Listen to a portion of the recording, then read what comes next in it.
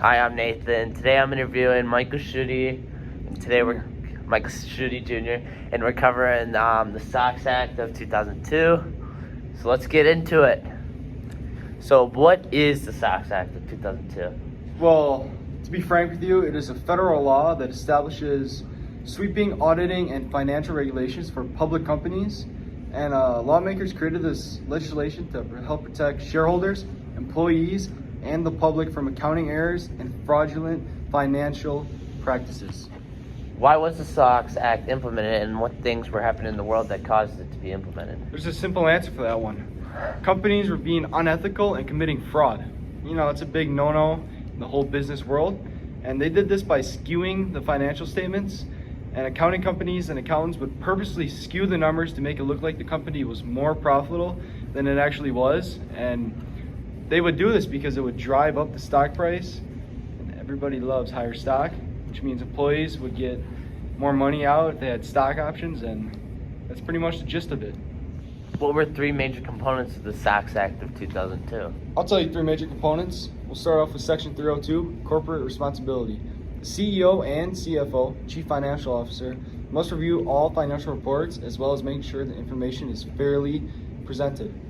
And then we have Section 401, disclosure and periodic reports, which is when companies would move assets and debts off balance sheets to make their company look like they were in better financial position.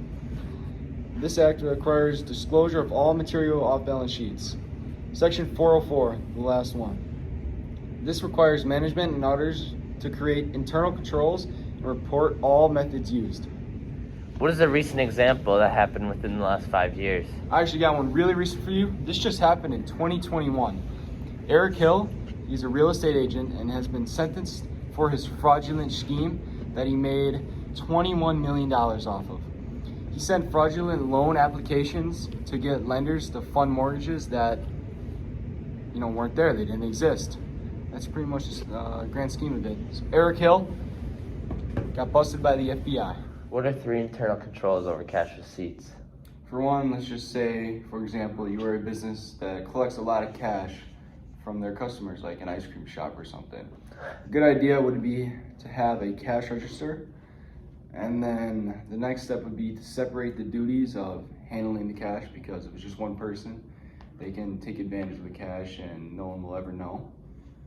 And then the last one, this is big, don't allow customers to send you cash through the mail. Because there's a number of things that could happen with post office workers stealing the money or someone coming up on the side of the street and stealing the money. So those are some good three little tips. What are three internal controls over cash payments? So starting off the same one that we just ended with, don't send cash to the mail, because same reason, somebody could steal it, then you didn't pay the vendor and now that's a problem. The second one would be to, if you can, pay online through EFTs. That's a pretty safe way of doing it and it's efficient. And then the last one would be to make sure payments are only for authorized transactions, because you don't want to get scammed. And if you do get scammed, you're out of money and just not a good deal. Thank you, Michael, for coming on our interview. Oh, it's no problem. It's really my pleasure. I love teaching you and all the people that will be watching. Yeah, I loved learning today. Signing off, Clam a Jam.